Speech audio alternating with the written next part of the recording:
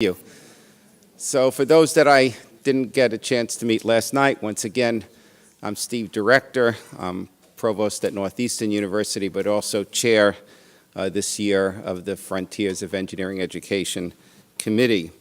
And so I'd like to, again, welcome all of you to this 2013 FOEE meeting. In 1996, when I was Dean of Engineering at Carnegie Mellon University, I attended a talk by Herb Simon that had an interesting title, which was Need Teaching Be a Loner's Sport? For those of you that did not know Herb or who he was really quite a Renaissance man. His research ranged across many, many disciplines, and he was one of the founding fathers of artificial intelligence, and he also in 1978 won the Nobel Prize in economics. He understood both the importance of teaching and of research, as well as the very real pressure that many of us feel at the university to engage in research, even perhaps if it might be at the expense of teaching and education.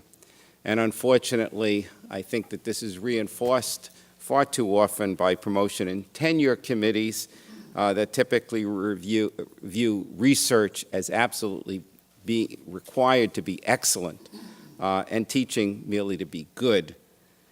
Herb's principal thesis for his talk was to give teaching the same intellectual excitement as our research. We must convert it from a loner's sport into a collegial activity like research.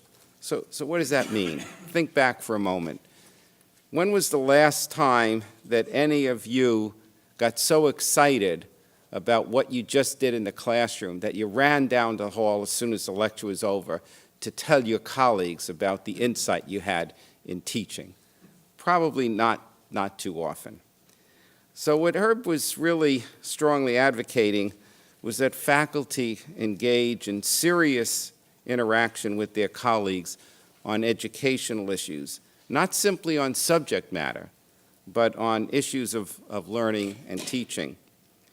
And education to him, as I'm sure it is to you, does not mean just what goes on in the classroom. It means everything that we do to help our students learn.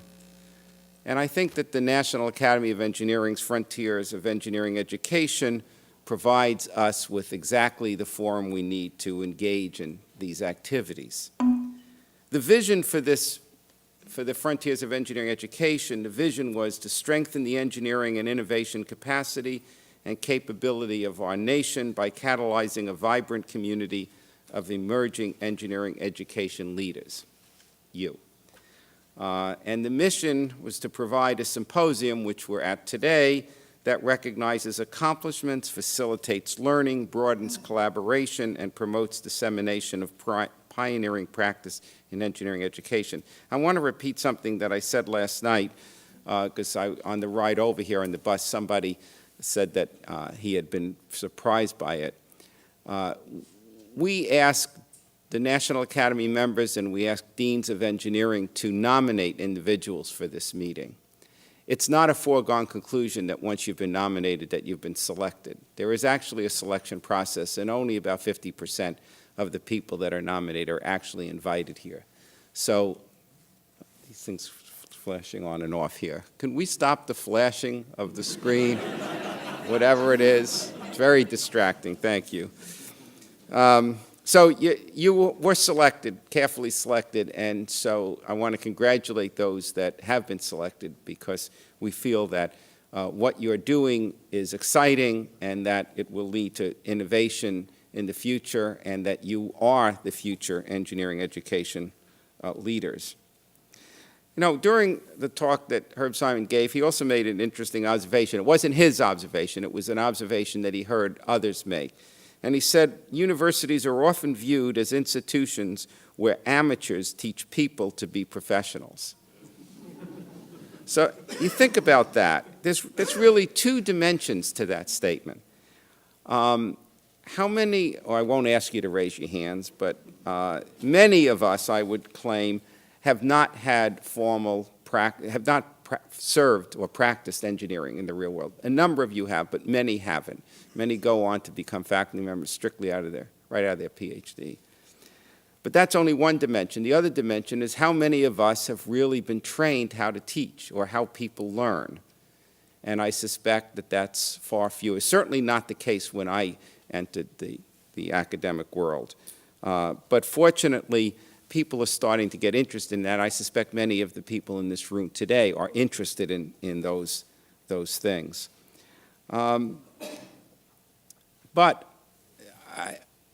It was the case also that when many went into teaching or education, they focused on teaching, not on what students were learning. And so again, that's a more recent phenomenon, and I suspect many of you care deeply about what people are learning, not just what we do to teach. Herb's view, and I have a great deal of respect for him, that's why I'm referring back to this paper, and if anybody's interested in the transcript of the talk he gave, I can provide that. He said behavior can affect, that a student's behavior can be affected and influenced by our own thinking about the course content and what we do about it, and by our thinking about classroom procedure and what we do about it. But our activities don't produce learning in any direct way. Such effects as they have derive from what they cause our students to do. So it's important to think about that. I've been engaged in engineering education reform since my early days as a faculty member because I found it really exciting to try to enhance student learning. And I did this by experimenting with a number of different approaches, as many of you have. So I do appreciate the dedication that it takes for you to engage in these activities, especially when such efforts are unfortunately not necessarily rewarded or appreciated within the research of culture that we have in the university. Don't get me wrong. I think it's extremely important to engage in research, but I also think it's extremely important for us to engage in teaching and learning. And so, again, I want to commend all of you for your dedication, for improving and leading change in engineering education. But as you do that, I want you to keep in mind the basic engineering design principles. What are they? Defining a problem, doing background research, specifying requirements, brainstorming solutions, choosing a solution, building a prototype, but then most important, and this is the step that we often forget, is to test or assess the solution that we've come up with, and then perhaps to refine what we've done, to redesign what we've done. And that's an important thing to do. And too often those that we're so excited about what we're doing, we forget that we probably need to make sure that what we're doing really has an impact. So I want you to think about that. Many of you have already done it, reading the application materials. Not everybody's done that, but many are thinking about doing it, and that's really important. We also get very, very excited about technology. So a new technology comes out, and we all want to try and experiment with that technology. You know, and there's many technology, you go back in history and see about many technologies that was said it was going to be the end of education the way we know it. But one that maybe occurred in your lifetime was when the iPod first came out. And how many universities said they were going to distribute iPods, not even iPads in those days, iPods. They were going to distribute that to everybody. Many universities announced that. We don't talk about that anymore. That certainly didn't have a transformative effect on engineering education or education in general. And it's not just technology, but it's ways of learning. We talk about adaptive learning. We talk about flipped classrooms, all very exciting. Some of them look like they have great potential. Some of them may not have potential. So experiment with the new technologies, experiment with the new ideas, but again, I think that it's important to assess and redesign. I want to make one other point. Many of you come from institutions that you may not have colleagues at that are as excited about leadership in transforming engineering education as you are. Guess what? You have a whole bunch of colleagues here.